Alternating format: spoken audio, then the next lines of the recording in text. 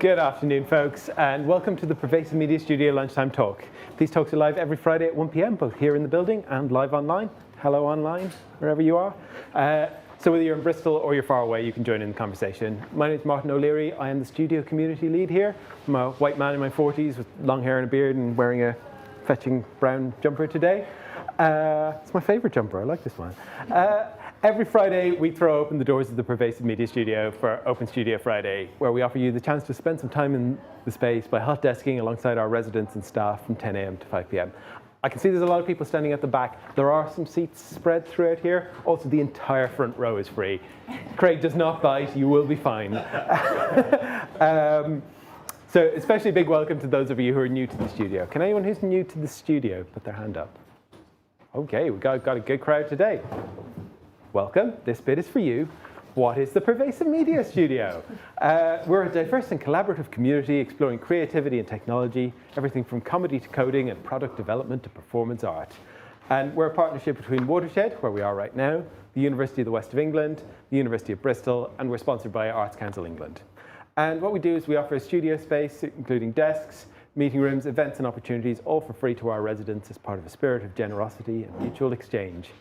And we're a space for people to take risks with embryonic ideas and to make time for collaboration. So a few notes before we begin.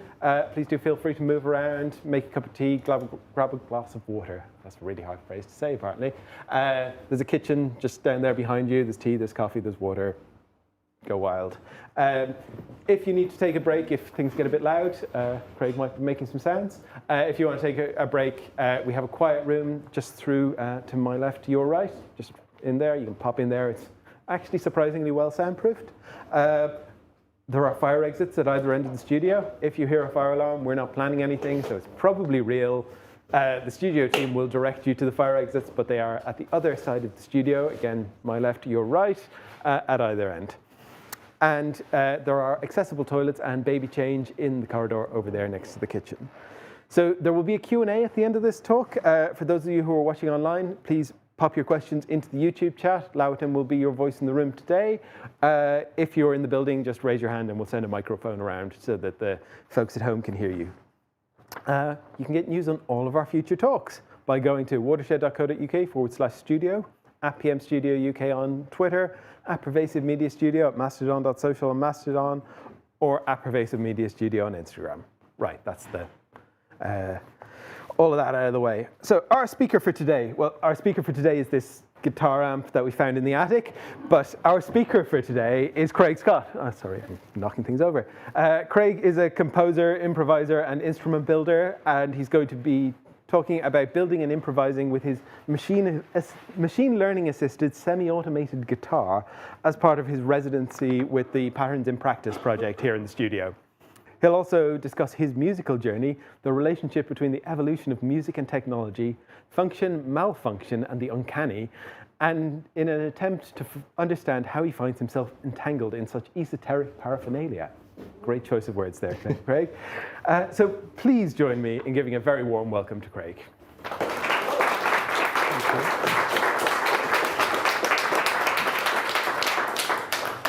Hello, everybody. Thank you for coming. So this is the guitar in question that I've been building as part of my project here.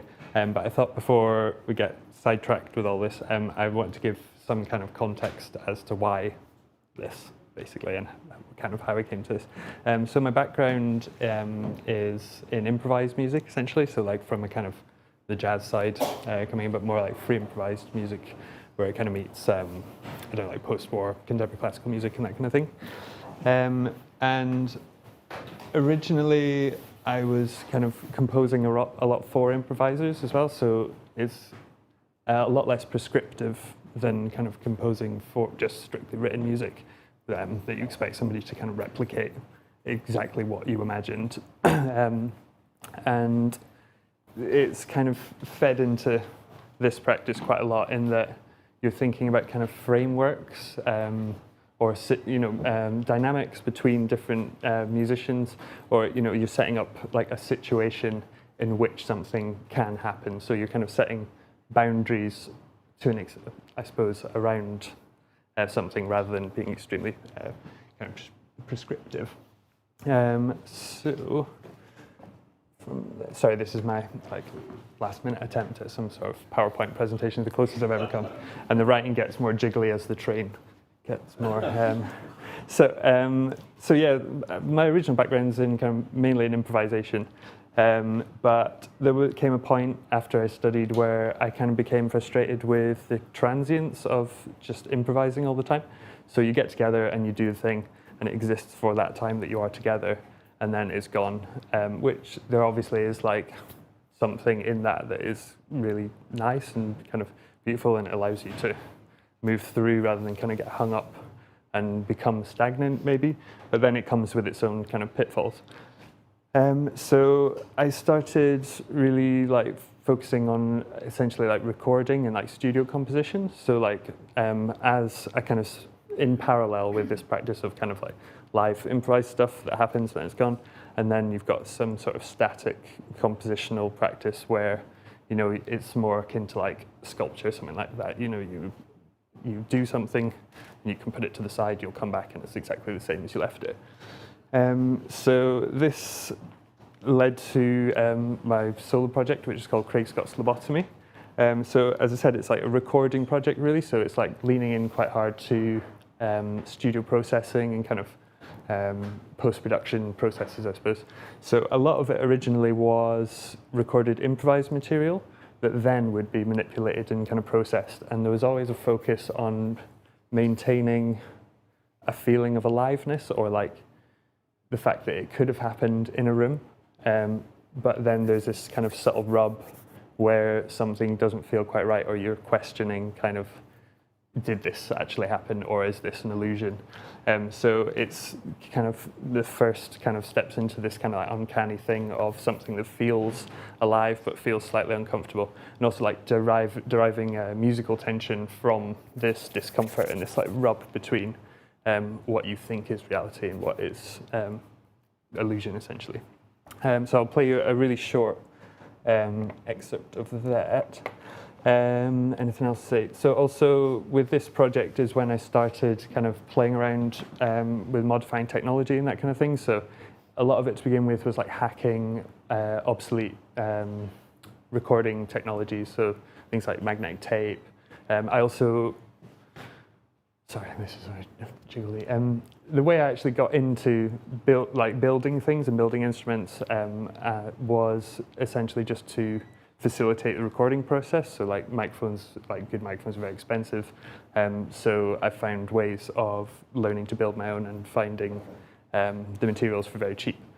So yeah, so here's a very short excerpt.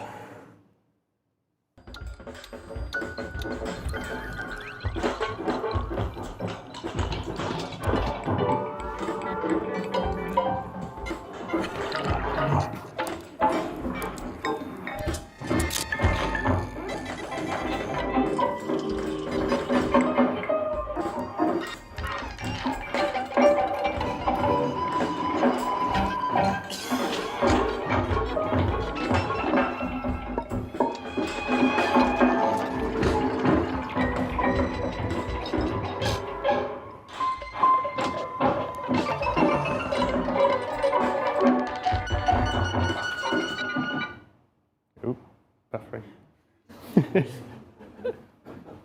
So I'll leave it there, yeah. Intentional, obviously. So you get the kind of idea. So like all of the sources are actually recorded in a room. They're all acoustic instruments. They're all people playing these things more or less in one take. And then it's a case of like dissecting and processing and kind of drawing things out of what actually happened. Yeah.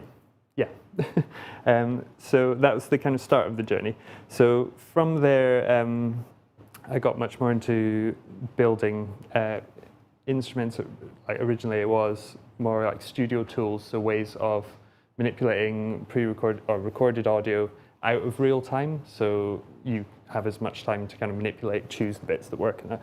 So yeah, and then that led me to working with kind of this function malfunction thing. So taking essentially trying to control or automate what you'd usually consider as malfunction from a piece of musical equipment and turn it into the primary function of the piece of equipment. So I'll give a short example here. So this is, so it's all recycled equipment that I found in like tips and stuff like that.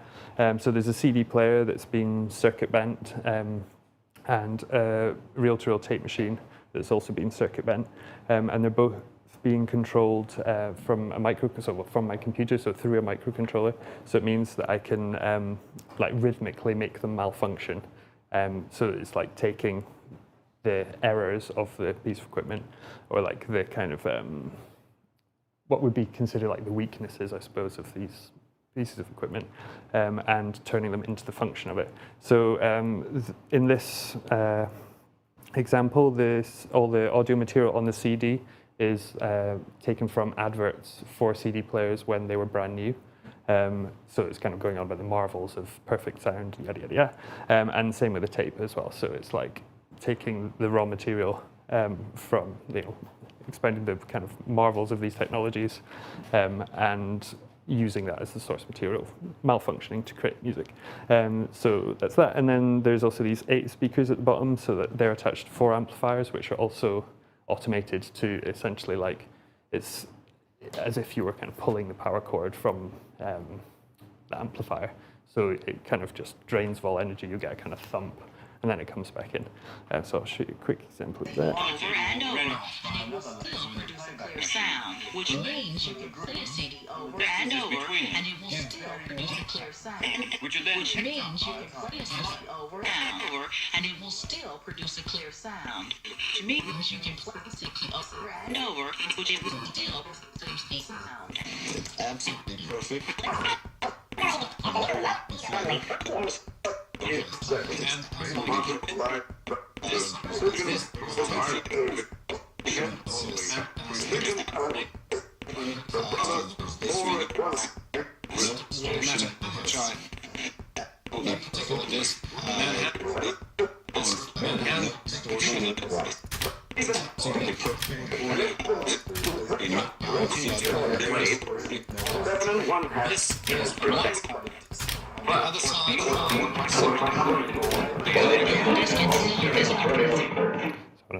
Can I get it?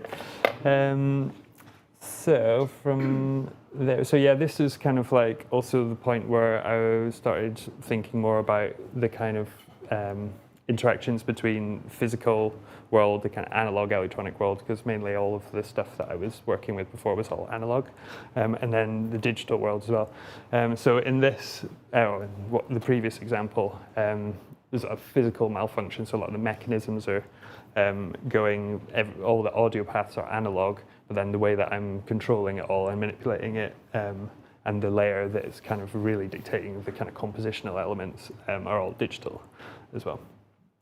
So from there, so again, coming back to like these ideas of the uncanny, so something that feels slightly uncomfortable because you're not sure whether it's of this world or not. And then I also started, like with that previous example, looking into like the machines performing without a human being present. I mean, obviously I'm behind the computer at the other end, but you could set up on a stage and it would appear autonomous. So I'll show you a few examples of different things that I did around that time. Some are, this is like pure middle COVID lockdown kind of insanity. So this is like a big ball of speakers, and each of these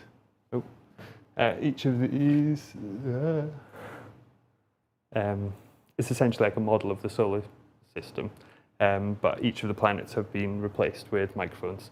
So as they're circling the ball of speakers, they feed back at different overtones, essentially. But I'll play a little bit. It's just the audio's not going to come in, is it? One second. Oh, cool.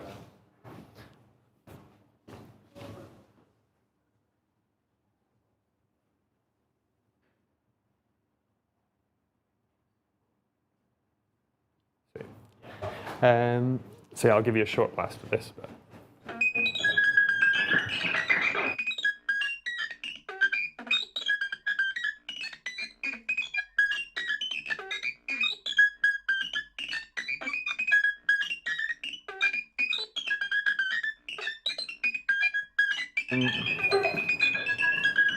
Yeah, so again, it's all automated from digitally from the computer, and it's essentially just like opening the gate to each microphone so you can time it and define rhythms and that kind of thing. It's also kind of in the same register and similar sometimes like bird song as well, so it's this weird kind of like extremely electronic thing, but kind of has references to very natural kind of acoustic references. This is another similar time period thing. It's called Disco Erosion, Ministry of Love, Ministry of Peace, Ministry of Truth, Ministry of Plenty, Ministry of Sound. And it is just a kick drum that plays house music on its own. It's kind of self-contained. So as if everything else has been slowly eroded and we're just left with this one thing.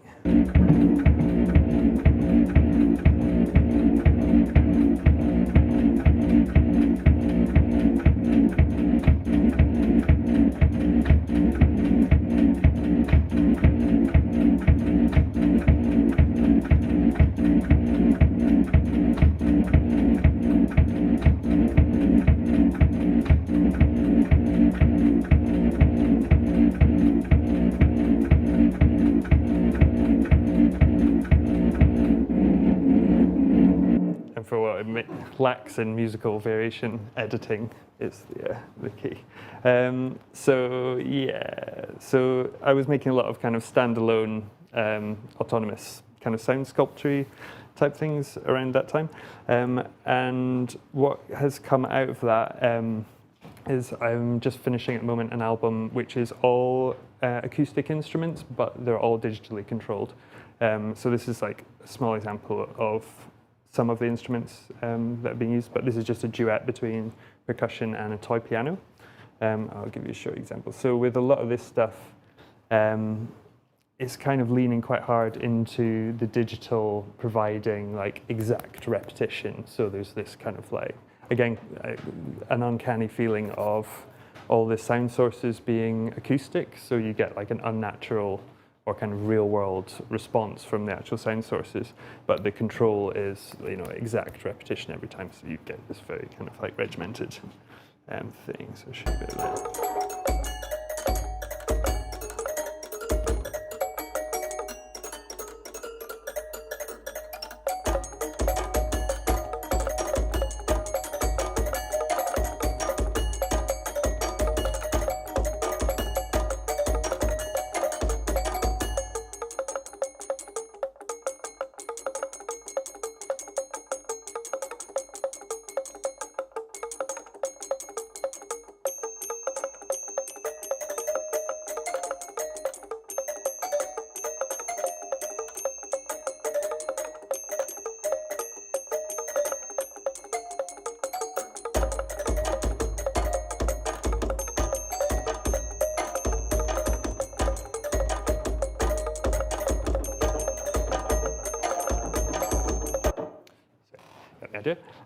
So there's also something about this where all of the instruments are like almost toys, or and they're all produce very small, quiet sounds. And there's something that I find interesting or kind of appealing about very dense or like technically precise music, but being played on children's toys, and it's extremely quiet. If you're actually in the room, but then with recording it for the album that I'm producing at the moment, so everything's like really close mic'd and it's produced in a way that makes all the sources sound massive. So there's this weird kind of juxtaposition between those two things as well. Where are we at next? So this is the previous slide for that thing. So I'm referring to this kind of music as acoustic ineptronica, so like inept electronica, and also regressive mediocore is the vibe I usually go with. So a brief aside, another project that I'm working on at the moment with my partner, who I've done a lot of work with in the past in various different contexts, so like a lot of live performance and also sound for film and that kind of thing. She's a performance artist, but we've made a wearable instrument together. I'll give you a short clip of that. So essentially the way it works is there's a heart rate monitor, there's muscle sensors, one on one leg and then one on each arm.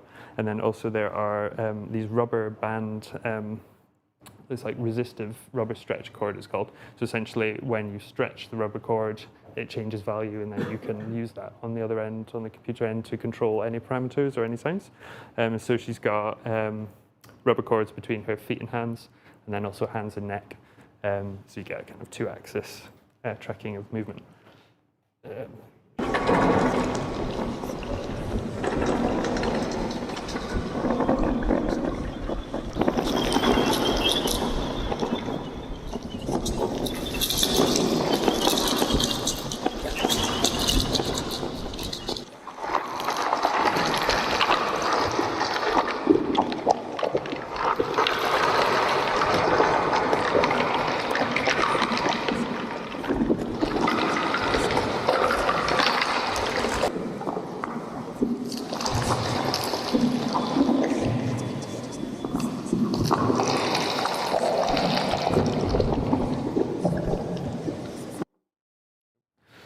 So again, with that,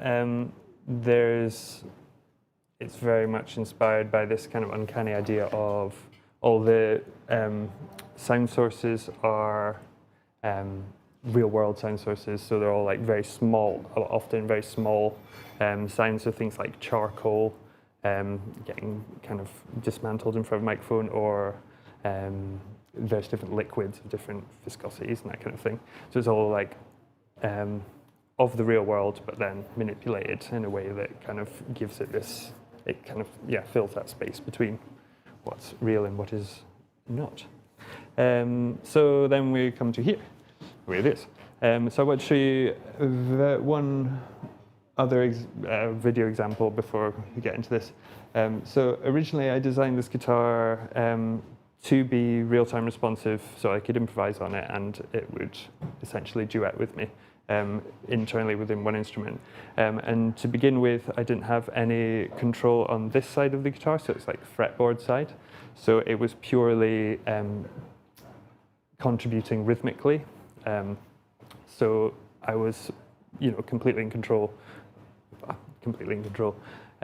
of the harmonic and melodic side of things, and it was just kind of interjecting rhythmically.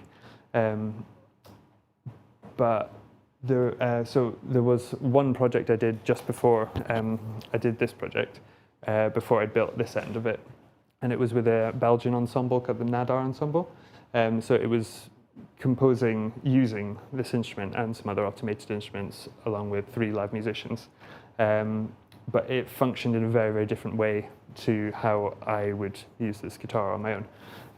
So it was much more of like a composition exercise, so it was very like, I pre-programmed everything and it was more or less static, other than I was able to kind of manipulate from the front of the stage essentially what was going on. So I'll show you a short example of that.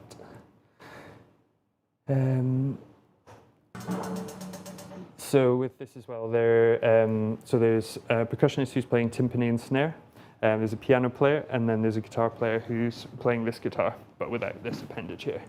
And then I'm at the front stage, and there's also lots of other, essentially like a drum kit that's been dismembered and spread across the stage. So you can see like hi-hats here, there's woodblock there, snare there, and also the snare that the percussionist is also playing. They're also automated, so controlled with solenoids. And then the other thing that's worth mentioning is there's mics on all the musicians and 2 surface mount speakers. One is on the timpani and one is inside the piano. So then I'm able to like live sample and process all the musicians along with some pre-recorded samples I'm also playing back out. So live process them with effects and stuff like delays and that kind of thing. And then instead of it coming out the front of house speakers, it's actually being fed back through the musician's instruments. So it's all of the sound sources are coming from the same place. And yeah, there's something in that, I think. But I'll show you quickly.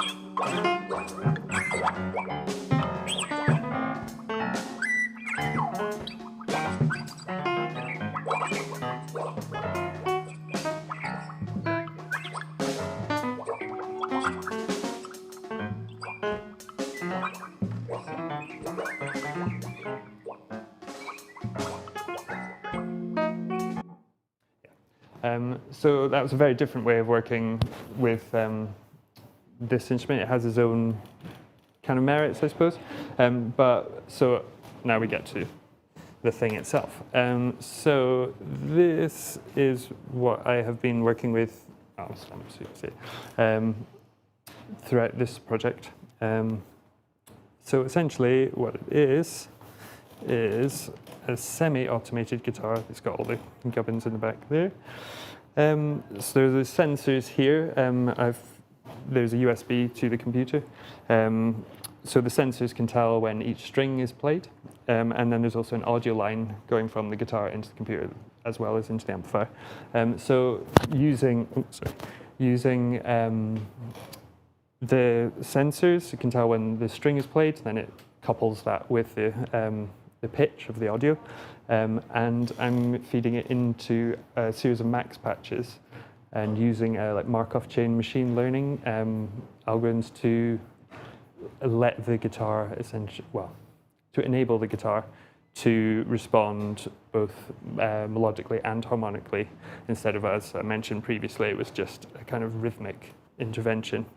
So it's still got, how do I say, it's still kind of like a disruptive force to my improvisation. You know, I still feel like there's still something quite jarring about it, but at the same time, it's the response. It does feel like, I've got to be careful what I say. I don't want to say it feels like it. It feels like it's making decisions. We'll put it like that, maybe. So, and those decisions, from my perspective, while I'm improvising, can be rationalized, or if that makes sense, right? Because I don't want to say it's like duetting with me completely autonomously, but yeah. So there's definitely like a whole nother kind of dimension opened up from allowing it this control. So I'll give a short. What are we doing for time? Give a short demonstration and then do questions, answers, and stuff like that. And if anybody wants to play, you're more than welcome to come and have a go. So, yeah, it's going already. Am I right to take this microphone off just while I'm doing this? Yeah. Is that? Oh yeah. Oh, just get this. So at the moment, it's supposed to be an exchange 1-for-1. So I will play one note and it will respond with one note. But because of the nature of the sensors, depending on how sensitive you set them, like at the moment it's still, it's just going on its own. It can kind of have multiple responses per one response, which obviously ends up being much denser, which is probably what's going to happen now. So if it's very dense and disorientating, I'll try and do another example that's slightly less so maybe. Cool. Right.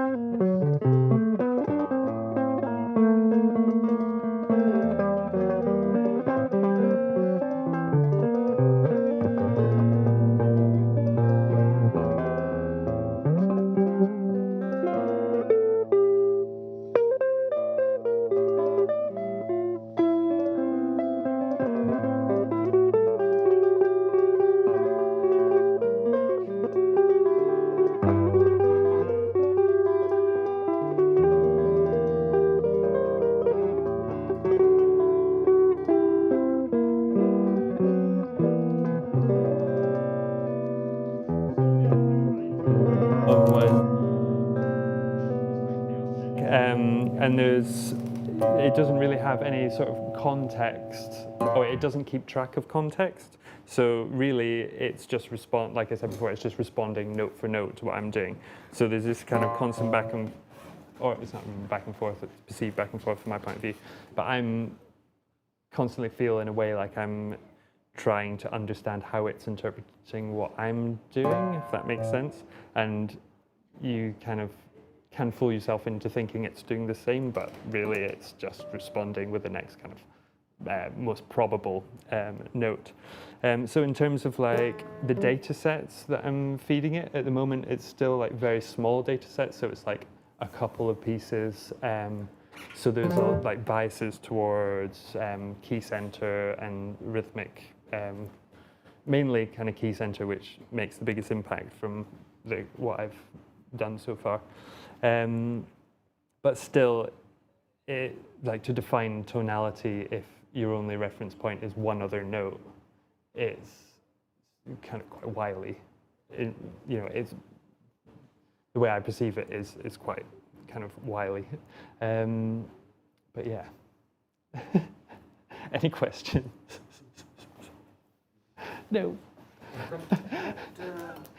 Sorry, can I give you a microphone? Yeah, sorry. Sorry, just so that the folks at home can hear you. There's lots of bit. It is on. It's not making any sound in the room. There's lots of bits and pieces. Can you explain what's sure. going on? So I'll start at this end because this is what I started with. So all of these things here and these things here are called solenoids. So they're essentially like just electrocoils, and then when you send them voltage, there's a little hammer that'll poke through and strike the string. So there's one on each string at this end. So that's to attack the string or initiate a note. And also on this end, there are these things here, which are ebows, or for anyone who doesn't know, is not guitar, on the guitar lexicon, it's essentially like an internal feedback loop within each string. So this here is a pickup, so that will pick up the vibration of the string. It goes into the back, and these are preamps. So each string has a separate line. So 6 preamps and then 6 power amps. So the path is that it comes through this pickup here into the preamp, into the power amp, and then there's a MIDI controlled gate essentially. So then from the computer I can say, sustain or don't sustain, turn it on and off. And then it comes out of this coil here, which excites the string. So it's essentially, an internal feedback loop within that one string. So you can hit a note and it will potentially sustain forever because it's kind of self-generating. You control that with the software? So the software is only really controlling whether it's on or off, or there's like a volume control essentially on each one. So I don't have that plugged in at the moment. That was just using these attacks. I can get it to.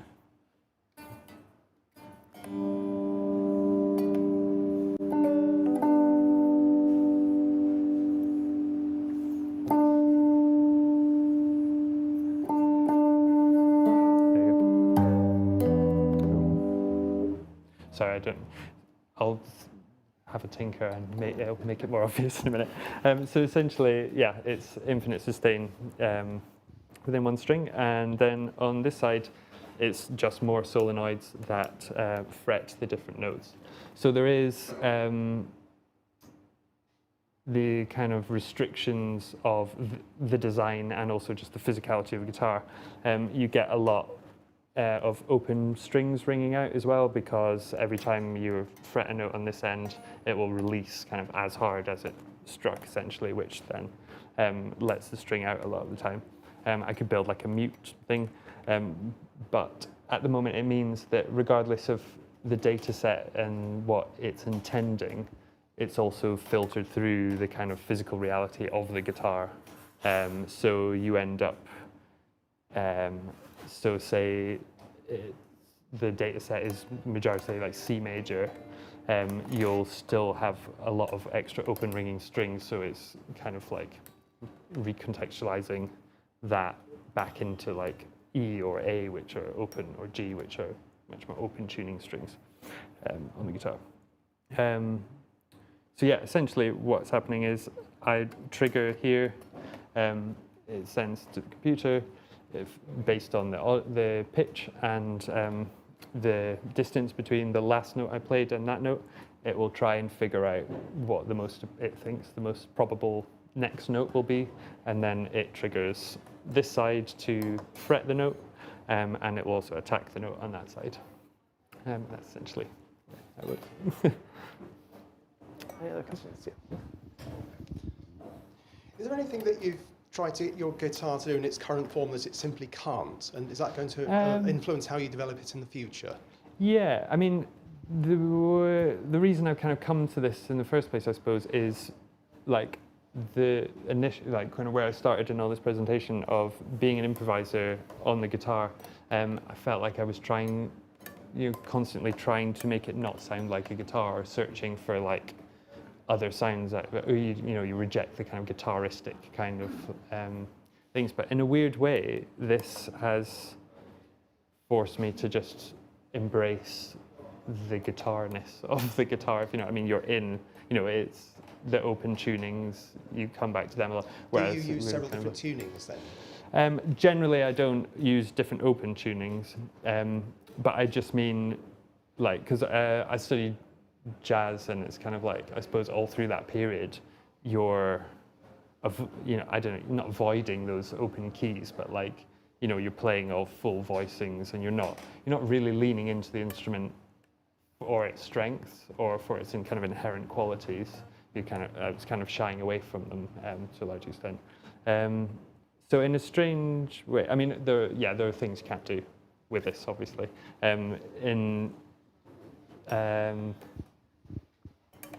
It's strange because it's expanding in one direction, but then obviously it kind of contracts in another direction. So I can't access these frets, so I've got no control over this register of the guitar. I've got to adapt my technique, not only to get out of the way of all of this, but also to be able to, you kind of spend quite a lot of time thinking about what you're playing as triggering the note in equal measure to the actual note you're playing, if that makes sense. So it is kind of expanding in certain directions and also contracting in other directions.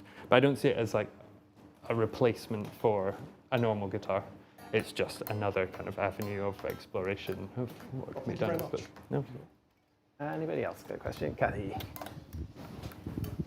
Thanks very much. It's all very exciting and brilliant. I've got loads of questions, but when you mentioned the training sets, you said you got quite a small amount in there.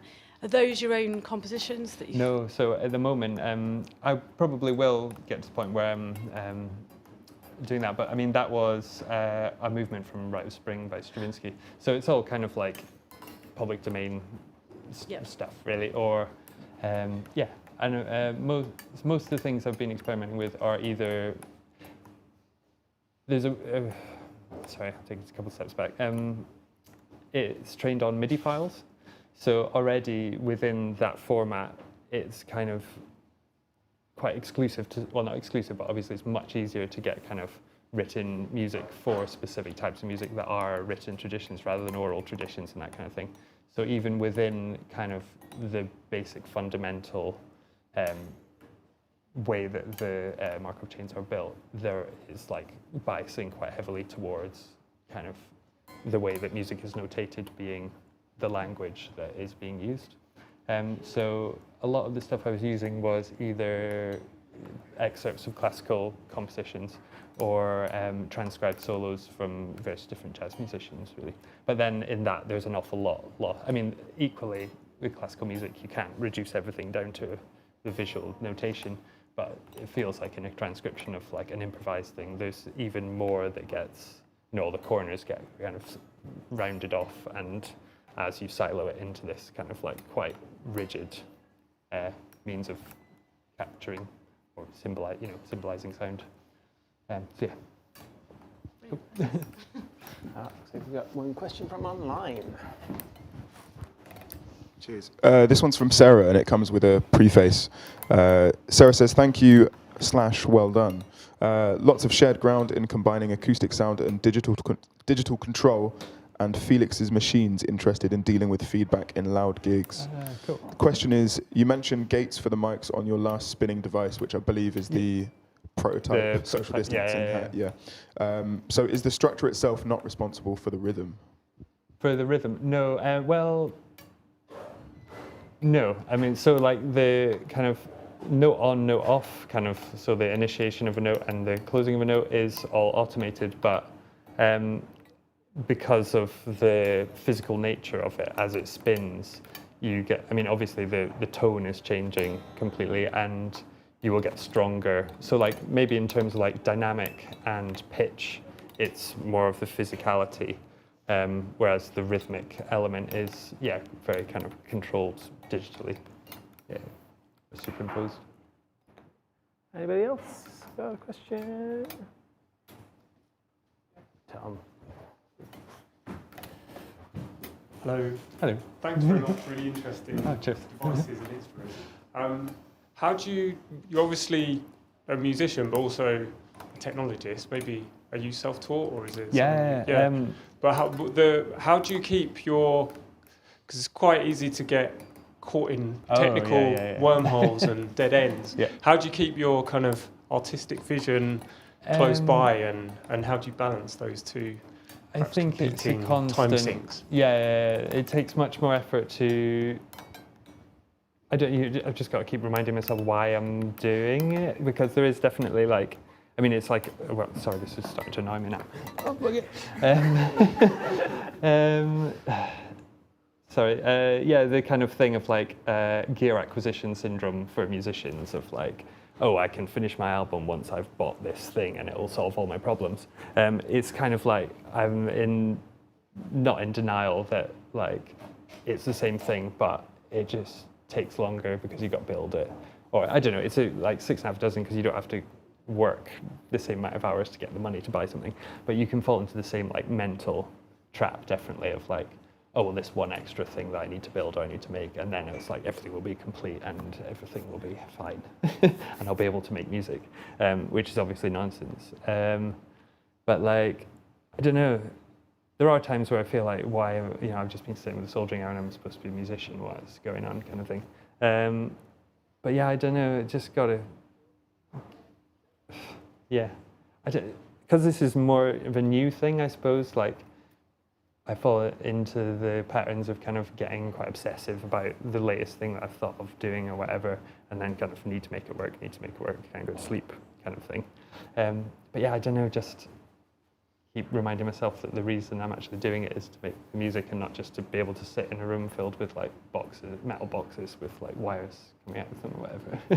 Yeah, but there is a kind of thing of like add it to the pile and then go on to the next thing. But yeah, it's a struggle in short. Anything else? Hi, Craig. Hello. Martin mentioned at the beginning that this was part of the Patterns in Practice research project. Sorry. I just wondered if you could say a little bit about that project and how this was part of that and how you worked with them. And also, I know that you made a podcast as part of that. And I thought maybe you should just let people know because they might be interested to have a listen. So I did a podcast with Sam Bourne, who's there, as part of the Patterns in Practice, which is, as Vic said, the residency that I was on here, and the reason that this has happened. So essentially, it's like a researching how the actual application of machine learning and AI in various different industries. So it's like across the arts, drug discovery and pharmaceutical industry, and in education. And they were looking really at how it's affecting human beings and their work and how they feel about how it's being used as much as what it is, if that makes sense. So yeah, it was a really interesting way to approach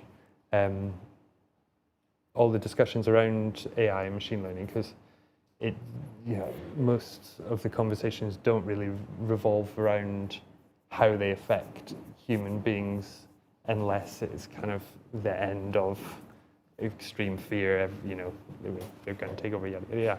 But it's very measured and kind of like, just very like everyday how it affects people's working lives. And it was because initially when I had the kind of impetus to like involve some sort of machine learning or AI processes in this design.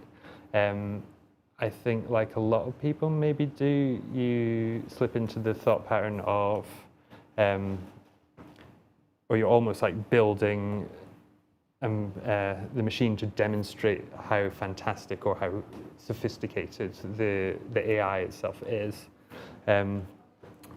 But the way that I then actually approached this through exposure to a lot of the research that patterns and practice were doing was to like use smaller data sets and actually much simpler machine learning algorithms that were, I suppose, easier to control, but you assign the kind of area that you want them to have control over a lot more than if you were to just, there's also something that made me shrivel a little bit about the idea of like, my guitar is powered by Google AI, and it's kind of like a Google electric guitar is nothing like, yeah.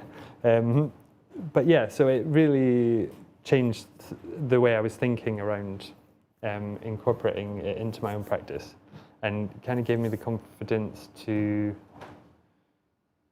just use it as it's actually necessary rather than just try and use the most advanced, the most sophisticated thing that's available for the sake of that, or showcasing that kind of thing. Yeah, that makes sense. Anybody else have a question? There you go.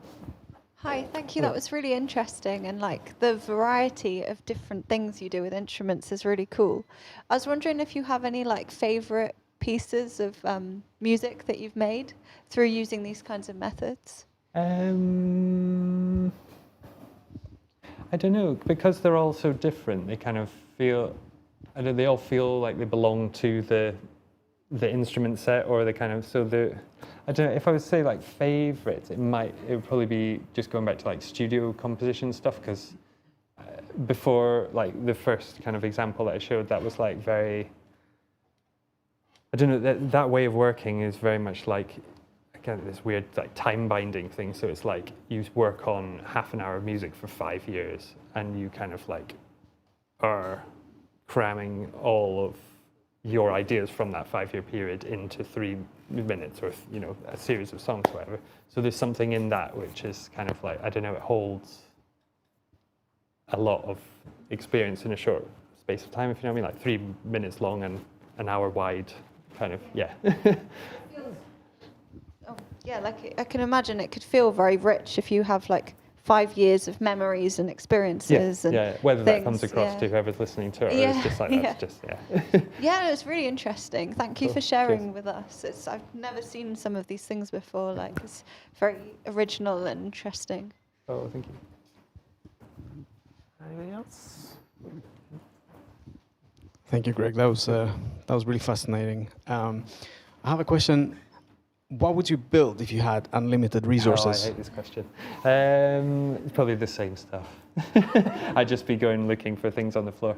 I don't know. I'm really bad. Because almost the opposite of that has defined everything I've built, because it's about what is at hand, and like a lot of the time it's stuff that I either find or I'm given by somebody that's because it's broken or whatever, they don't need it anymore.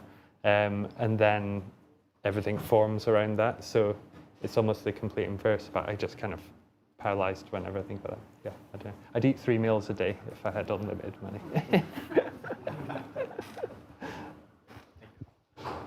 I wanted to ask a question, Craig. Yeah. So a lot of this, there's a lot going on in a lot of these pieces, and what you're actually doing is maybe not 100% apparent in the sound. Yeah. So how important is it to you for the audience to understand what's going on versus just listening to it as pure music? I don't think it is that important to me. I don't know, like, from a young age, I made quite weird, like, I think I overdosed on Frank Zappa really early, basically, was the vibe.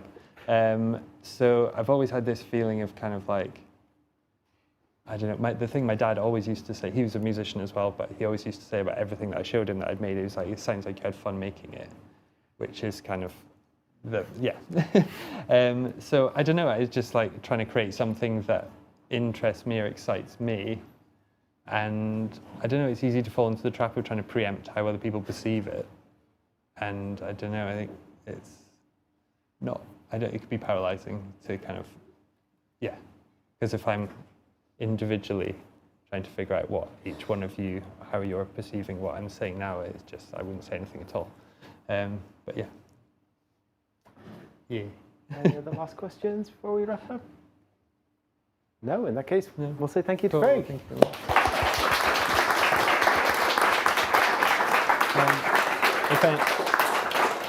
If anybody wants to come and look or play or anything, you're more than welcome to.